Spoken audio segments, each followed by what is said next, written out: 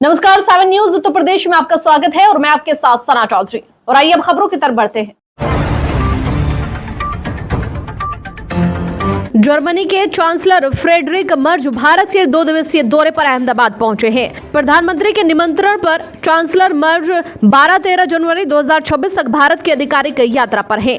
बता दें कि दोनों देशों की संयुक्त वार्ता के बाद पीएम मोदी ने कहा कि भारत जर्मनी करीबी सहयोगी हैं, इसलिए आज भारत में 2000 से ज्यादा जर्मन कंपनियां हैं। यह जर्मनी के भारत के प्रति अटूट विश्वास को दर्शाता है। प्रधानमंत्री नरेंद्र मोदी और जर्मनी के चांसलर फ्रेडरिक मर्ज की मौजूदगी में भारत और जर्मनी के बीच कई समझौते ज्ञापनों का आदान प्रदान भी किया गया है। प्रधानमंत्री नरेंद्र मोदी और जर्मनी के चांसलर फ्रेडरिक मर्ज के बीच गांधीनगर के महात्मा मंदिर कन्वेंशन सेंटर में द्विपक्षीय वार्ता शुरू की गई है। साथ ही कुछ ही देर में प्रधानमंत्री नरेंद्र मोदी और जर्मनी के चांसलर फ्रेडरिक मर्ज के बीच द्विपक्षीय बैठक आयोजित होने वाली है।